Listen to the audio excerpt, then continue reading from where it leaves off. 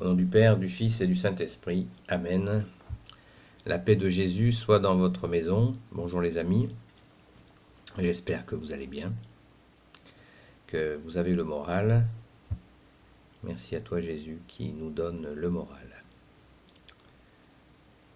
Ce temps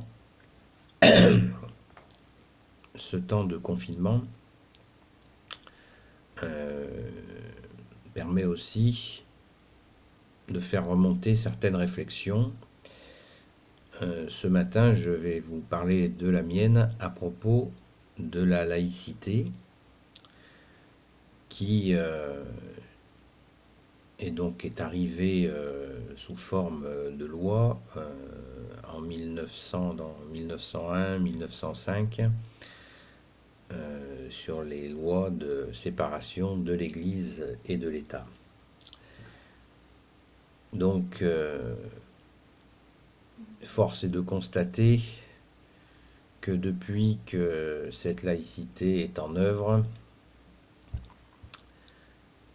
ça va pas terrible. Deux guerres mondiales,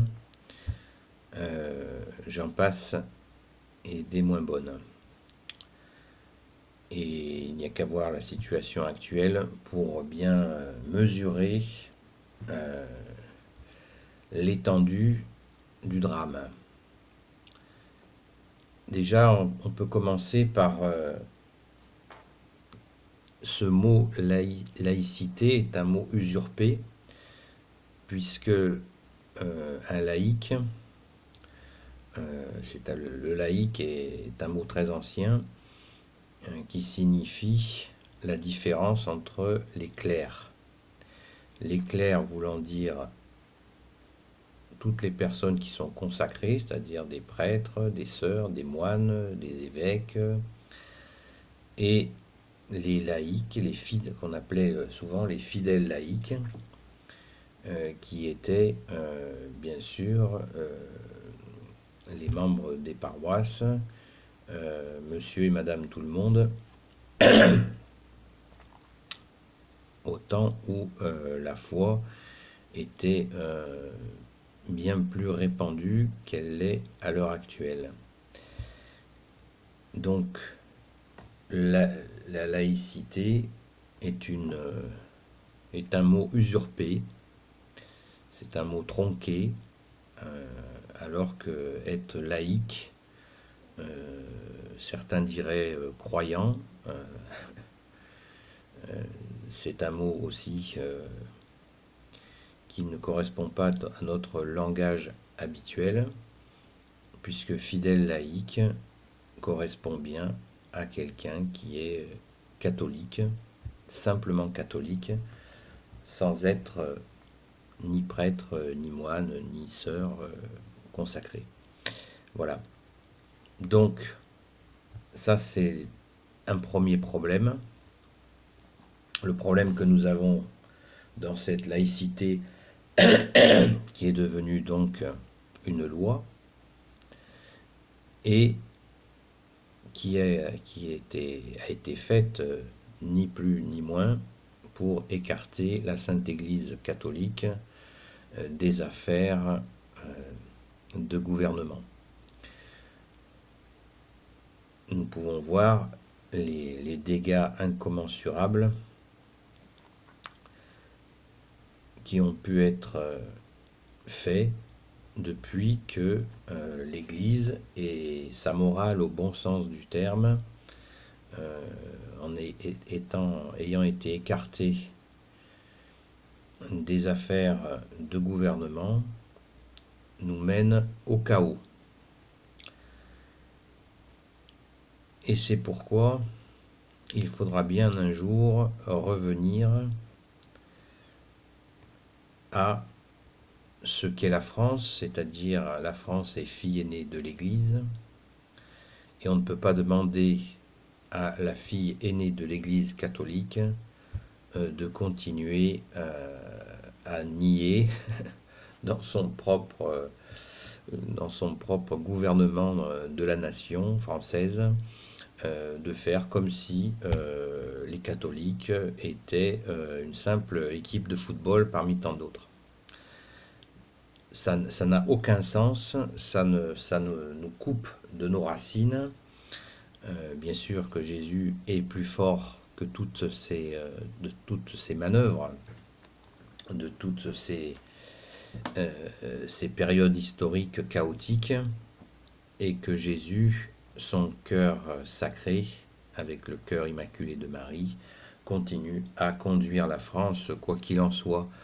Mais à quel prix nous subissons ce déchirement, cette mise à l'écart des affaires de gestion de notre pays, la France, qui sont vraiment...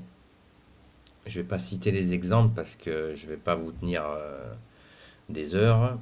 Et puis, de toute façon, on ne va pas aller dans le négatif. L'idée, c'est de réfléchir pour que nous puissions dépasser cette situation de laïcité qui est devenue une religion d'État et qui ne correspond en aucun cas à ce qu'est la France. La France est catholique depuis 498, un certain 25 décembre 498, où Clovis a été baptisé. Donc ça ne remonte pas hier matin.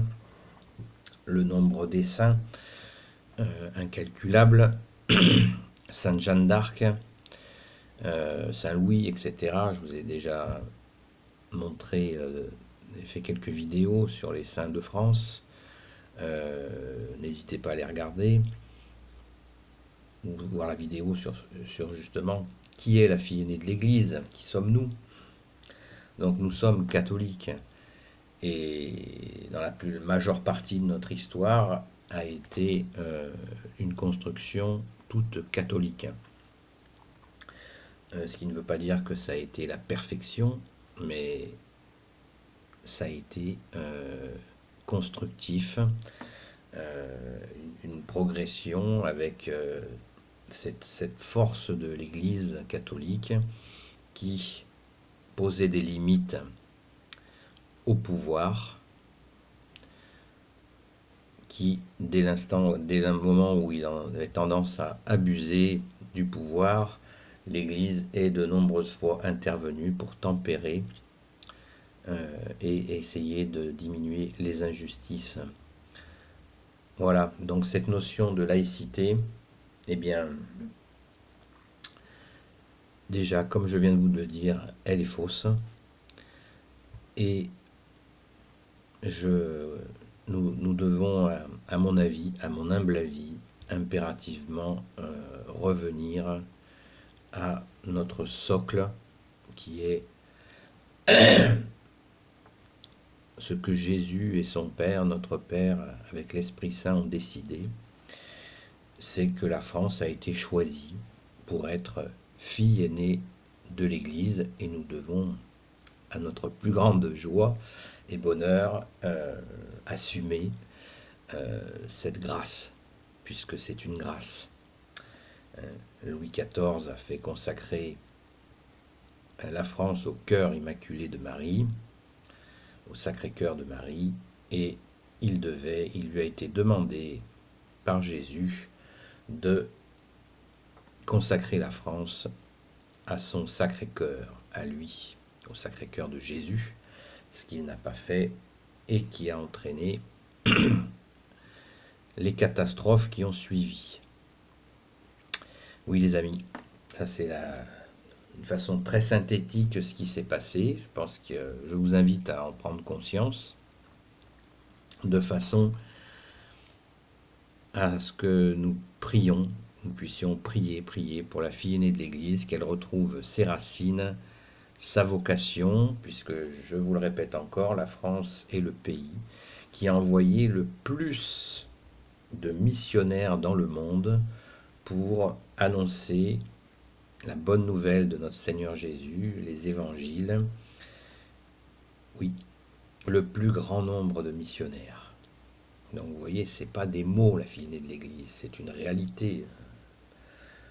Il suffirait de monter dans un avion de chasse, comme le disent certains pilotes, et quand ils traversent la France, quand ils voient les églises, les cathédrales, les châteaux cette beauté avec le village qui se bâtit autour de l'église. Et qui il y a dans l'église? Eh bien, il y a le tabernacle avec notre bien-aimé Jésus qui est là. Et le village se construit, les maisons se mettent autour, se construisent autour de l'église. C'est absolument merveilleux. Le pays d'Europe qui a le plus de villes et de villages qui portent le nom de saint, je vous le donne en mille, vous l'avez deviné, c'est la France. Donc vous voyez, nous avons été écartés de cette réalité puissante catholique. Alors bien sûr, il pourrait y avoir une avalanche de descriptions négatives, et bien on les repousse, voilà, puisque nous voulons voir les faits. Et la réalité, c'est que l'héritage positif et de grâce que nous avons reçu de cette position de fille aînée de l'Église est absolument incalculable, incommensurable. Quand vous voyagez dans des églises de France, vous voyez des ex-voto, ce sont des petites plaques que les fidèles laïcs font graver en remerciement pour les grâces reçues par Jésus, bien sûr, notre Mère Marie. Et il y a des murs entiers qui sont tapissés de ces petites plaques de pierre de remerciement. Enfin, il suffit d'aller visiter des églises en Avignon pour comprendre. Vous savez que Avignon n'a pas été touché par les hordes de révolutionnaires qui détruisaient tout ce qui était catholique. Eh bien, Avignon n'a pas été touché et les églises ont une beauté. Il y a des églises qui ont une beauté qui nous rappelle la ferveur de l'époque. Donc, je vous invite à prendre conscience de tout cela. Et bien sûr, prions pour le retour de la fille aînée de l'Église. Prions avec Marie pour que Jésus, que la France soit consacrée au Sacré-Cœur de Jésus. Béni soit le Père, le Fils et le Saint-Esprit. Amen.